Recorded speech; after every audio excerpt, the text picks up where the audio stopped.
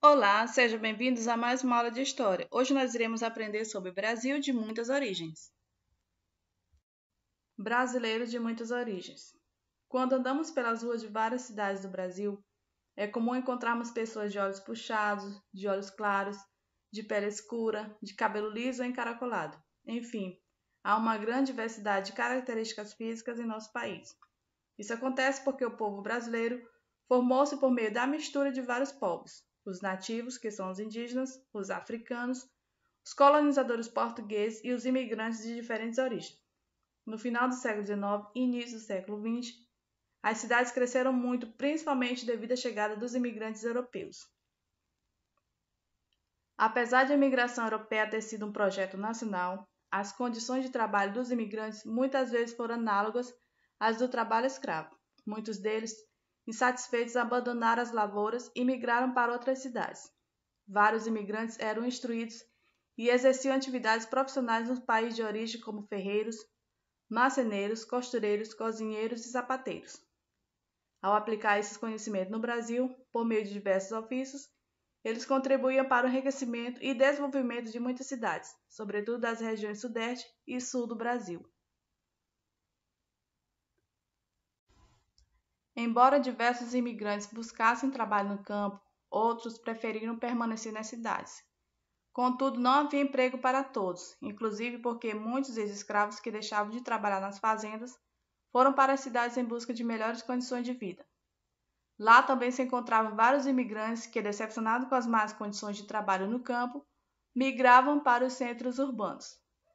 Os imigrantes sírio-libaneses e seus descendentes, por exemplo, dedicavam-se sobretudo ao comércio. Inicialmente, atuavam como mascates, isto é, vendedores ambulantes que viajavam de um lugar a outro oferecendo produtos como tecidos e bijuterias. Depois de juntar algum dinheiro, muitos deles acabavam indo para as grandes cidades, onde abriam as próprias lojas. No início do século XX, com a atividade industrial em completa expansão, grande parte dessa população conseguia trabalho nas fábricas. A vida dos imigrantes e seus descendentes não foi nada fácil. Muitos deles moravam em cortiços, que eram habitações insalubres, ou seja, que era prejudicial à saúde, e apertadas, onde várias famílias viviam juntas. Nesses locais, as condições de saneamento e higiene eram precárias. Algumas reformas urbanas foram feitas para acabar com os cortiços. No lugar deles, porém, surgiam moradias pelas quais os mais pobres não podiam pagar. Nesses casos, a população de baixa renda acabava sendo expulsa do centro da cidade, estabelecendo-se nos arredores dos grandes centros urbanos. Foi assim que se originaram os primeiros bairros de periferia. As migrações internas no Brasil. Muitos brasileiros não moram nos municípios onde nasceram, pois migraram para outras regiões do país, levando consigo a cultura típica de sua região de origem. Essa mistura cultural ocorre devido às migrações internas, ou seja, o movimento de pessoas no próprio país. No Brasil, há muitos motivos para ocorrer esse tipo de movimentação interna, mas o mais importante deles está relacionado às atividades econômicas determinantes para os deslocamentos populacionais. A partir de 1930, os fluxos migratórios no Brasil passaram a ter relação com a industrialização crescente. Houve um processo chamado êxodo rural, um grande número de pessoas que saiu do campo, na área rural, em direção às áreas urbanas dos respectivos municípios. Esse movimento foi responsável por uma mudança na distribuição da população brasileira, que passou a se concentrar mais nas cidades. Observe no quadro os movimentos migratórios a partir da década de 1950. 1950 a 1970, local de saída região Nordeste, local de destino regiões Sudeste, Sul, Centro-Oeste e Norte. Motivação em trabalhos, fuga das secas, busca de trabalho e novas oportunidades, garimpo e agricultura.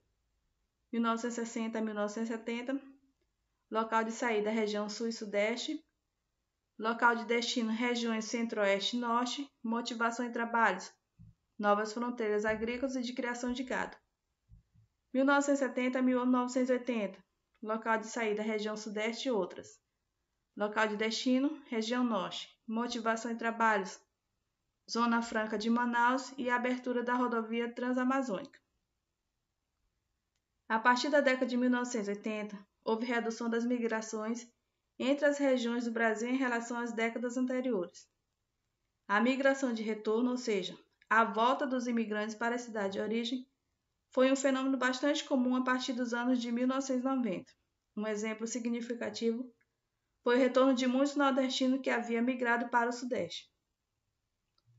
A expansão das fronteiras agrícolas nas regiões Centro-Oeste e Norte e o crescimento de polos industriais fora do eixo Rio-São Paulo vem modificando as movimentações populacionais internas. Fluxo populacional é um fenômeno comum que ocorre em regiões cujas atividades econômicas se tornam muito rentáveis, atraindo pessoas de outras regiões do país.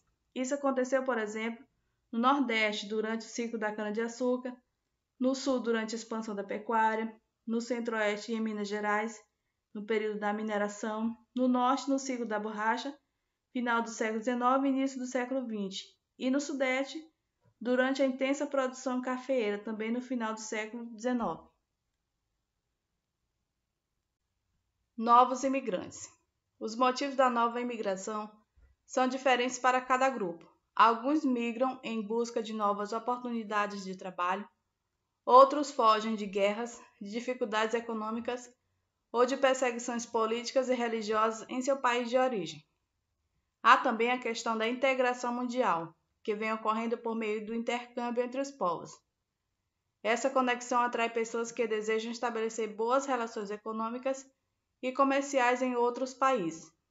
Muitos chineses e coreanos, por exemplo, quando chegaram aqui, desenvolveram atividades nas áreas comerciais e alimentar, principalmente nos grandes centros urbanos.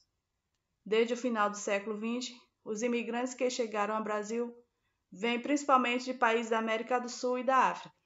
Bolivianos, peruanos, angolanos e nigerianos migraram em busca de melhores condições de vida. O ano de 2010 marcou o início da imigração haitiana para o Brasil. Naquele ano, um grande terremoto atingiu o Haiti, localizado em uma ilha da América Central, na região do Caribe. Como a catástrofe deixou inúmeros feridos e desabrigados, muitos fugiram da situação de caos, buscando abrigo no Brasil.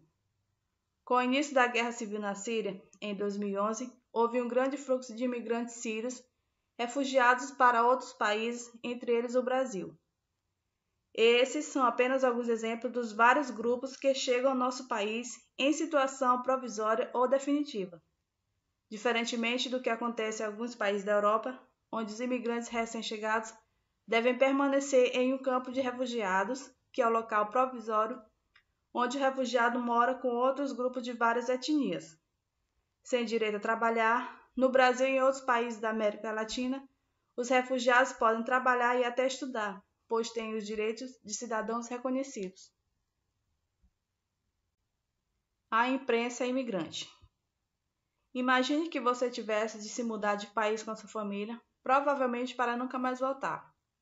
Ainda mais do que isso, imagine que as pessoas do país em que você fosse morar falassem outra língua e tivessem costumes diferentes dos seus.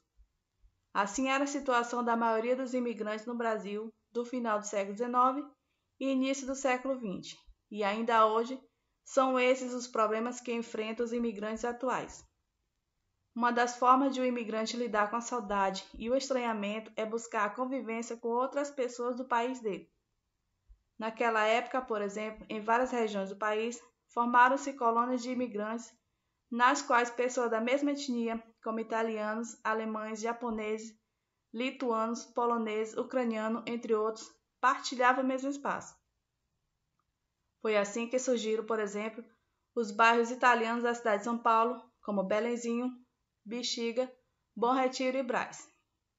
Eles também buscavam integrar-se uns aos outros por meio de jornais escritos em língua estrangeira e voltados a eles e seus descendentes. Alguns desses jornais eram muito lidos. Em 1893, por exemplo, o jornal Fanfolha, da colônia italiana em São Paulo, teve uma tiragem de 15 mil exemplares.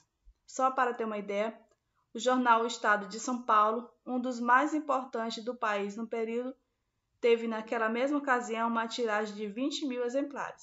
Entretanto, nem todos os jornais voltados aos imigrantes eram escritos em língua estrangeira. O Colono Alemão, fundado em 1836 no Rio Grande do Sul, por exemplo, era escrito em português. No início do século XX, esses jornais cumpriram uma importante função política, pois publicavam notícias de interesse dos operários. Assim, em época de greve, esses pequenos jornais ofereciam um ponto de vista bastante diferente do apresentado pela grande imprensa. Essa foi a nossa aula de história, espero que vocês tenham gostado. Até a próxima!